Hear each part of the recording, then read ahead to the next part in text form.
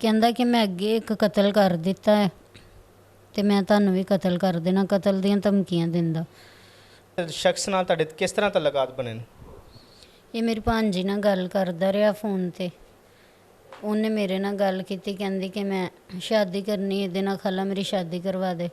ਮੈਂ ਉਹਨੂੰ ਸਮਝਾਇਆ ਕਿ ਤੇਰੇ 2 ਬੱਚੇ ਆ, ਤੂੰ ਨਾ ਕਰ, ਤੇਰੇ ਬੱਚੇ ਯਤੀਮ ਆ, ਤੇਰੇ ਕੋਲ ਪੈਸਾ ਹੈ, ਬੈਂਕ ਤੈਨੂੰ ਪੈਸਾ ਥੋੜ੍ਹਾ ਦਿੰਦਾ, ਤੇ ਮੈਂ ਤੈਨੂੰ 1 ਲੱਖ ਦਾ 10,000 ਰੁਪਇਆ ਦਿਆ ਕਰ, ਤੇ ਮੈਂ ਤੇਰਾ ਸਹਾਰਾ ਬਣਨਾ, ਤੇਰੇ ਯਤੀਮ ਬੱਚੇ, ਇਸ ਤੋਂ ਮੈਂ ਤੇਰੇ ਨਾਲ ਤੁਰਿਆ।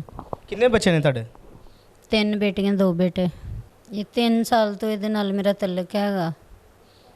ਤੇ ਉਸ ਤੋਂ ਬਾਅਦ ਜਦੋਂ ਤੁਸੀਂ ਹੁਣ ਪੈਸੇ ਦੇ ਦਿੱਤੇ ਨੇ, ਸਾਰਾ ਕੁਝ ਦੇ ਦਿੱਤਾ ਤੇ 3 ਸਾਲ रिलेशन रहे, फिर उन्होंने ਤੁਹਾਡੇ ਨਾਲ ਨਿਕਾਹ नहीं किया? नहीं, निकाह नहीं किया। अस्सलामुअलैकुम नाज़रीन, मैं हूं मोहम्मद अदनान दानी, आप देख रहे हैं देखो पंजाब। आज मैं मौजूद हूं फरूखाबाद के इलाके में, जहां पे जो मोहब्बत की दास्तान थी, वो मोहब्बत का झांसा देने वाला शख्स था। उसने मुतासरा औरत के साथ फ्रॉड किया और पैसे लिए और रफू चक्कर हो गया। इस वक्त मैं मौजूद हूँ नादिया बीबी के साथ, जिसके साथ ये सारा मामला पेश आया, जिसके साथ ये फ्रॉड हुआ। अस्सलाम वालेकुम। वालेकुम सलाम। क्या नाम है जी आपका? नाजिया बीबी। कित्थों दे रहने वाले हो तुसीं? डेरा मल्ला सिंह नई बादी रबूआ।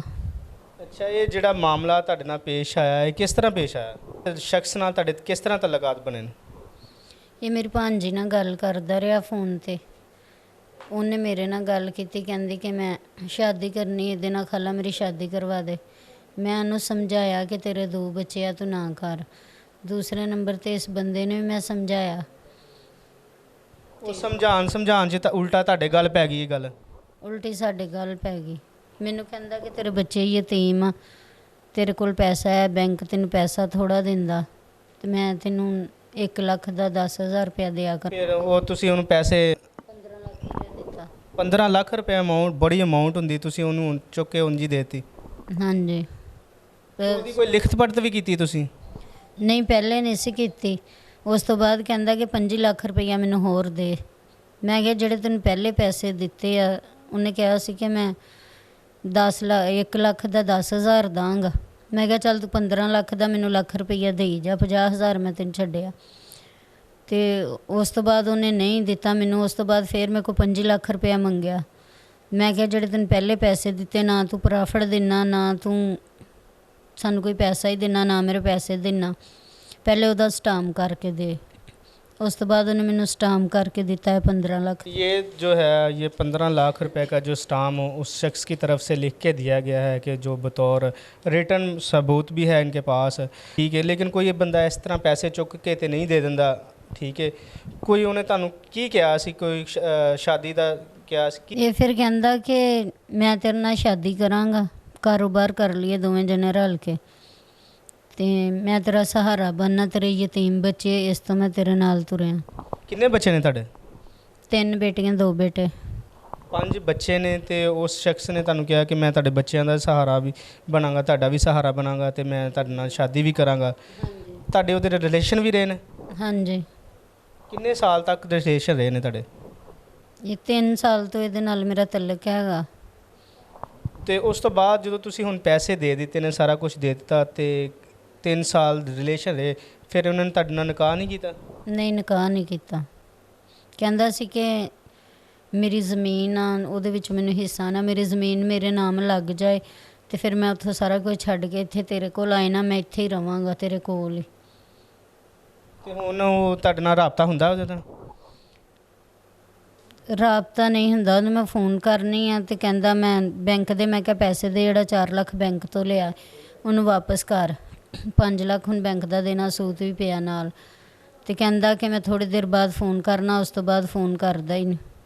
ਅੱਛਾ, ਜਿਹੜੀ ਇਹ ਤੁਸੀਂ ਮੈਂ ਦੇਖ ਵੀ ਰਿਹਾ ਕੋਈ ਫਰਿੱਜ AC ਦਾ ਵੀ ਆ ਲਿਖਿਆ ਹੋਇਆ ਕਿਤੇ, ਇਹ ਜਿਹੜੀ ਟੋਟਲ ਅਮਾਊਂਟ ਬਣਦੀ ਹੈ ਕਿੰਨੀ ਬਣਦੀ है?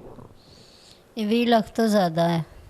अच्छा, 20 लाख रुपया आपने उसको दे दिया। ये जो मुतासरा औरत है, इसका कहना है कि मेरे से 20 लाख रुपये ले गया, अब वो मेरा फ़ोन भी नहीं उठा रहा और मेरे से रबता भी नहीं करता। अच्छा, हुण तुसीं जदों पैसे मंगदे जे वापस, तो की कहंदा है तुहानूं? ਕਹਿੰਦਾ ਕਿ ਮੈਂ ਅੱਗੇ ਇੱਕ ਕਤਲ ਕਰ ਦਿੱਤਾ ਹੈ ਤੇ ਮੈਂ ਤੁਹਾਨੂੰ ਵੀ ਕਤਲ ਕਰ ਦੇਣਾ, ਕਤਲ ਦੀਆਂ ਧਮਕੀਆਂ ਦਿੰਦਾ। 2-3 ਦफ़ा ਪਿਸਤੌਲ ਲੈ ਕੇ ਵੀ ਆਇਆ।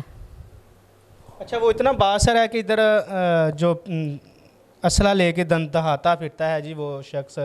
इनका कहना कि 2-3 मरतबा इधर असला लेके भी आया और हम मुझे धमकियां भी दे रहा है कि पैसे तो तेन नहीं देने लेकिन तेन मैं मार देना, एक कत्ल मैं पहले भी कर दिता है। तो हुण तुसी किसे अगे मुतालबा करना चाहते जो? मेरी दरखास्त है वजीरे आला अगे।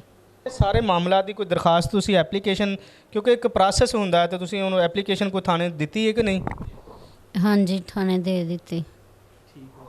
जी बिल्कुल, ये थी नाजिया बीबी, जो उसका कहना था कि एक जो शख्स है उसने मुझे प्यार के झांसे में फंसाया और मेरे साथ जिनसी तल्लुकात भी रखे, और अब जब मैं उसके को शादी का कहती हूँ तो वो टाल मटोल से काम ले रहा है और मेरा 20 लाख भी हदाया लिया गया है। ऐसे फ्रॉडिये जो शख्स होते हैं उन वो हर रोज़ कोई ना कोई चक्कर में रहते हैं कि कभी किसको लूटा जाए, कभी किसी को लूटा जाए। जब ये मुतासरा औरत का कहना है कि जब मैं उससे पैसों की डिमांड करती हूँ तो वो असले के ज़ोर पे मेरे घर आ जाता है और मुझे डराता धमकाता है। इसी के साथ अपने मेज़बान मोहम्मद अदनान दानी को दीजिए इजाज़त। देखते रहिए देखो पंजाब।